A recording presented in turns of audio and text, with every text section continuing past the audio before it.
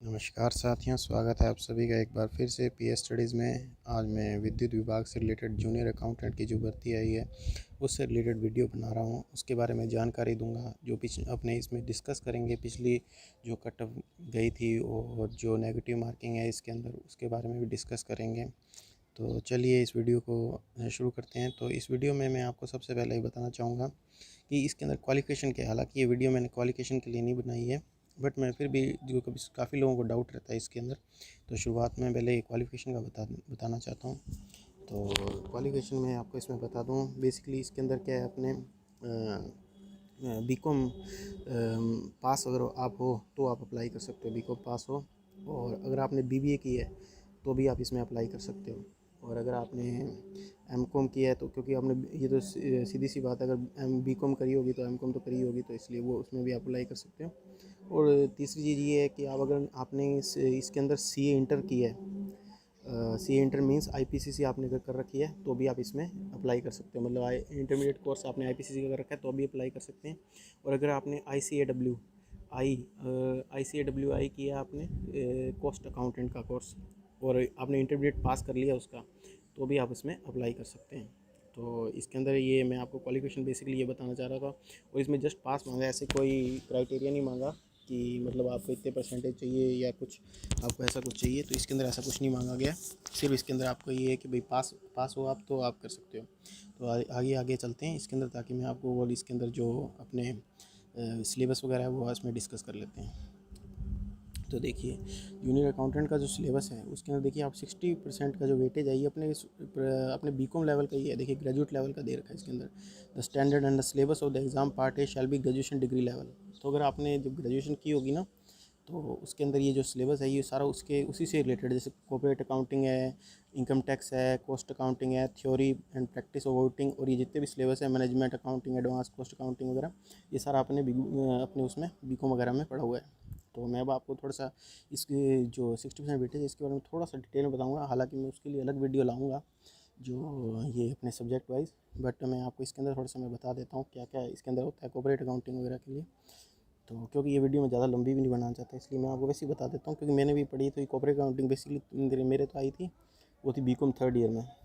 तो इसके अंदर तो बेसिकली वही था, अकाउंटिंग स्टैंडर्ड, अकाउंटिंग के प्रिंसिपल, कॉन्सेप्ट्स एंड कन्वेंशंस वगैरह के बारे में था। इशू और डिबेंचर, जो जितने कंपनी से रिलेटेड है ना, issue and forfeiture of shares, redemption of preference shares, ये सारा का सारा ये है। फाइनल अकाउंट एंड कंपनी का, और एमालगमेशंस वगैरह, ये सारा ये चैप्टर्स थे जो कॉर्पोरेट अकाउंटिंग है, वो सारे के सारे इसके अंदर हैं। और इसमें जैसे कुछ पिछली बार अपन ने देखा था कि वैल्यूएशन ऑफ गुडविल वाला भी चैप्टर है अपने कॉर्पोरेट अकाउंटिंग में, लेकिन उधर से क्वेश्चन नहीं बने थे। तो ऐसे कुछ चैप्टर्स को अपन को छोड़ना भी पड़ेगा, ताकि अपने इसके अंदर मतलब ऐसे कोई अपने को रणनीति बनानी पड़ेगी जिससे अपन ये एग्ज़ाम क्वालिफाई कर पाएँ। और इनकम टैक्स है, इनकम टैक्स वो बेसिकली काफ़ी मतलब ये मेरा तो फेवरेट सब्जेक्ट रहा है। और मैं वैसे भी आपको अगर बताऊं कि मेरे इसमें काफ़ी अच्छे, मतलब ये मेरे लिए सेकंड ईयर में था। मैंने जिस यूनिवर्सिटी से किया उसमें मेरे सेकंड, सबके वेरी करता है, किसी के बीकॉम थर्ड ईयर में हो जाता है, किसी में सेकंड ईयर में हो जाता है। तो मैंने जहाँ से किया था तो हाईएस्ट मार्क्स भी थे मेरे इसमें, 77 मार्क्स स्कोर किए थे। हालांकि आप सोच रहे होंगे 77 मार्क्स काफ़ी ज़्यादा हैं अगर आप देखे जाएँ तो हमारी यूनिवर्सिटी के हिसाब से। तो मैंने अपने कॉलेज के अंदर मेरे काफ़ी अच्छे मार्क्स थे, पूरी क्लास के अंदर मेरे हाईएस्ट मार्क्स थे इनकम टैक्स के अंदर। तो अब इसके अंदर बेसिकली वही होता है कि आप जैसे अपन देखते हैं ना, क्या बोलते हैं, सैलरीज़ वगैरह बनाना, और उसके बाद एटीसी के डिडक्शंस वगैरह करके उसको अपने तैयार करते हैं पूरी। तो बेसिकली उसके बाकी मैं आपको डिटेल वीडियो बनाऊंगा, उसके अंदर मैं सारा बता दूंगा। तो अब इसके बाद अपन देखते हैं, ये कॉस्ट अकाउंटिंग हो गया। कॉस्ट अकाउंटिंग वाला सब्जेक्ट भी उसके अंदर भी सिंपल सा ही है। उसके आपको पहले तो वो पढ़ना है, इसके अंदर मटेरियल कॉस्ट अकाउंटिंग वगैरह अपन को करनी पड़ती है। लेबर कॉस्ट अकाउंटिंग, उसके अंदर वेजेस निकालने वर्कर्स वगैरह के, उससे रिलेटेड ओवरहेड्स काउंटिंग वगैरह करनी, ये सब इसके अंदर आ जाता है।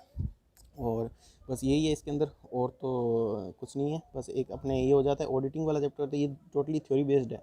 इसमें थ्योरी बेस्ड है, जैसे वाउचिंग वगैरह का आएगा आपके पास, इसके कॉन्सेप्ट वगैरह बताने हैं आपको, वैल्यूएशन और वो बताना है आपको, valuation and verification of assets and liabilities वगैरह के बारे में थोड़ा बहुत बताना होगा। बस वो उसके बारे में आपको थोड़ा स्टडी करना होगा, अच्छा से स्टडी करना होगा, ताकि आपको ये ऐसा नहीं कि भाई अपना ऊपर से पढ़ के चल जाए। कहीं पिछली बार थोड़ा सा लेवल आया था जूनियर अकाउंटेंट के पेपर में, क्योंकि तो इसमें अच्छा लेवल आया था कि मैं आपको इसमें बता दूं कि जैसे मैं आपको इसमें बता ही देता हूँ कि 60 क्वेश्चंस आए थे पिछली बार, और 60 क्वेश्चन आए थे, जिसमें से मान लो आप 2 मार्क्स का एक क्वेश्चन था और 120 मार्क्स का था ये।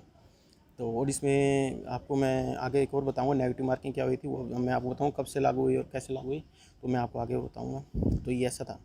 और तो ये था इसके ऊपर इसके अंदर जो है। और बाकी अकाउंटिंग स्टैंडर्ड्स वगैरह आप पढ़ लेना, पिछली बार क्वेश्चन भी आया था अकाउंटिंग स्टैंडर्ड से 20 अकाउंटिंग स्टैंडर्ड जो इक्विटी शेयर वगैरह का था, वो आपने बेसिकली अगर पढ़ा होगा तो आप वो कर लोगे, अगर इस थोड़ी बहुत आपको ये पढ़ना ही पड़ेगा।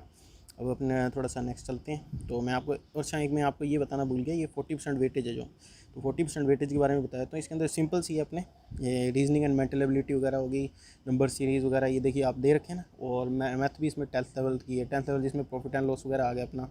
और ये एवरेज परसेंटेज ये सब SICI ये आ गया, और मेंसुरेशन वगैरह जो भी है 10th लेवल तक के, वो ज़्यादा टफ नहीं रहता है। और इस बार राजस्थान का भी थोड़ा ऐड किया है इन्होंने, तो आप देख लीजिए सिलेबस है।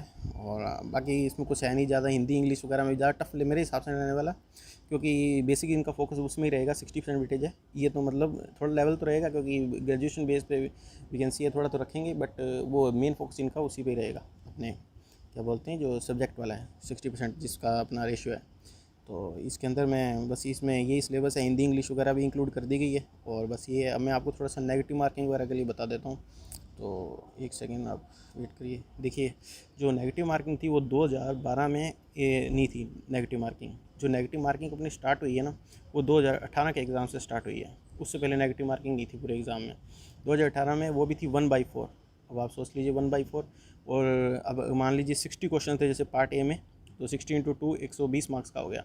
120 मार्क्स हो गया, उसका आप मान लीजिए 2 मार्क्स का 1/4 मतलब 0.50 नेगेटिव थी, और ये अपने फर्स्ट पार्ट के अंदर, ठीक है, क्योंकि 1 मार्क्स का था। और मैं आपको एक और चीज़ इसमें बताना चाहूँगा कि जो सेकंड पार्ट है उसके अंदर 80 क्वेश्चंस आए थे पिछली बार, और एक जो 1 क्वेश्चन है ना वो 1 मार्क्स का ही था।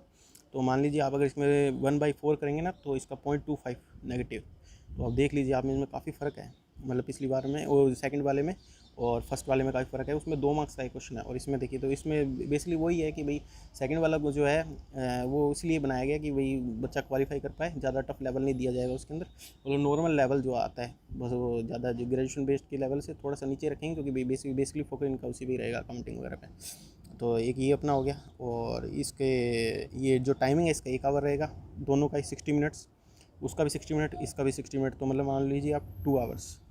तो आपको 2 आवर्स के अंदर आपको करने होंगे ये जैसे इसके अंदर करने होंगे आपको 80 क्वेश्चन ये और 60 वो। तो ऐसे आपको काफ़ी सारे मतलब क्वेश्चन तो लेवल तो आपको 2 घंटे के अंदर तो सारा क्वेश्चन करना तो आसान नहीं है, तो थोड़ा टाइम तो चाहिए होगा। लेकिन बस वो ये वाला पेपर ख़त्म होते ही जैसे ये 60 मिनट्स उसमें हो जाएंगे, तो अगर वो वाला आपका अकाउंटिंग पार्ट ए ख़त्म हो गया तो फिर उसके बाद आपका स्टार्ट हो जाएगा, ये अपने आप कंप्यूटर पे चेंज हो जाएगा। जिस जैसे बच्चों ने बताया मुझे कि ऐसे ऐसे हो गया था पिछली बार, तो उस हिसाब से ऐसे ऐसे होगा। तो अब आप देख लीजिएगा। और बाकी मैं आपको बता दूं कट ऑफ क्या रही थी पिछली बार। तो कट ऑफ का तो देखिए पिछली बार रही थी कट ऑफ, पिछली बार रही थी, देखिए मैं आपको बता दूं कट ऑफ थी पिछली बार 104 marks, 107 marks sorry, 107 marks cut off रही थी। और वो सबसे लीस्ट कट ऑफ थी वो उसकी गई थी JVNL की, JVNL की कट ऑफ गई थी 107.25। और जो सबसे ज़्यादा गई थी वो बच्चे बता रहे थे 113 113 पॉइंट समथिंग गई थी, मुझे एग्जैक्ट नहीं 113 पॉइंट समथिंग गई थी। और ये अपने कट ऑफ गई थी, तो मान लो 55%, आप इसलिए 55 to 56 ऐसे कोई समथिंग होंगे, 55-56% बन रहे हैं। तो इस बार जो कट ऑफ वेरी करेगी देखिए बिल्कुल, क्योंकि पिछली बार पोस्टें आप देख लीजिए 800 पोस्टें थी, और इस बार पोस्टें जो है 313 पोस्टें हैं। और तो 100% को कट ऑफ वेरी करेगी। तो मान लीजिए पिछली बार 55-56% गई, तो इस बार 60 to 65% के बीच में 100%। आपको कोई भी कह दे कि इससे कम जाएगी तो आप ये मत मानिएगा, क्योंकि इससे कम जाने के चांस ही नहीं, क्योंकि इस पर अपनी वैकेंसी इतनी कम हुई हैं, और दूसरा जो अपना कंपटीशन भी बहुत बड़ा है, तो उस हिसाब से इतनी 60 to 65 वेरी करेगी ये कट ऑफ। तो ये मेरा पूरा एनालिसिस था जूनियर अकाउंटेंट के लिए। तो अगर आपको ये अच्छा लगा तो आप इसको लाइक ज़रूर करिएगा और शेयर ज़रूर करिएगा, ताकि मुझे भी इसमें प्रोत्साहन मिले और मैं ऐसी वीडियोज़ लाता रहूँ। तो इस वीडियो में बस इतना ही, धन्यवाद।